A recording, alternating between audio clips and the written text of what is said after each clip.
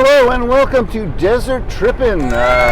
Today is December 25th, otherwise known as Christmas in most of the Christian world. If you're celebrating that, Merry Christmas to you. And it's a day of great joy for many, many people. And for others, it's one of the worst days in the year because it's a lot of pressure, very depressing if you don't have all the gifts and friends and popularity. So hopefully it's not too bad for you today, and you probably won't be seeing this video till after Christmas, so the fact that you're watching it means you survived Christmas 2021. Congratulations. Okay, so the purpose of today's trip was really to visit my son Joey. Had a great visit with him. Hey Joey, what's up? And I'm heading back now, leaving Vegas, crossing the Mojave Desert to get back to Southern California. And I knew I'd be passing through some areas that would have a lot of creosote just growing everywhere. And I've wanted a small creosote bush for the tortoise enclosure, kind of a little present for Toby.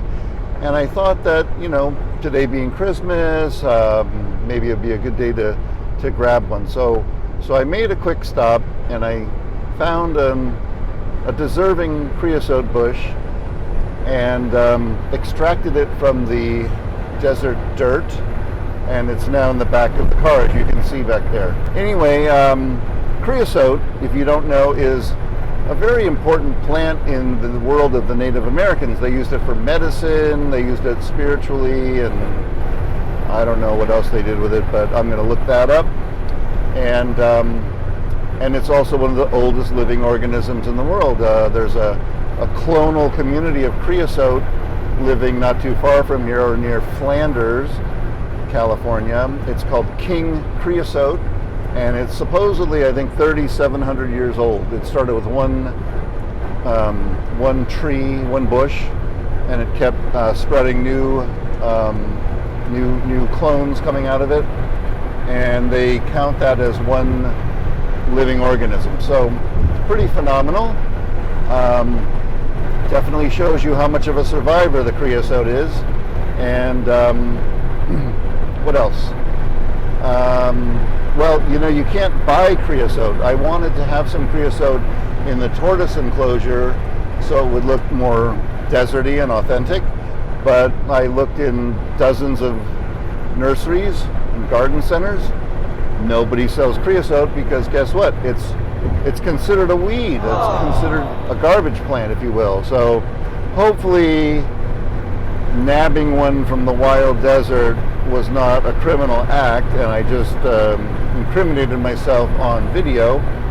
But and if it is a misdemeanor or something, hopefully the law enforcement will look favorably and understand I did it for scientific reasons.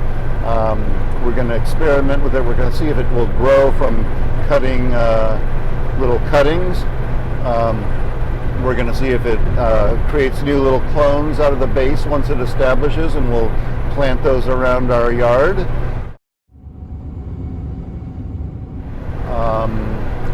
The creosote provides shade to the desert animals, and it really does survive some of the harshest conditions.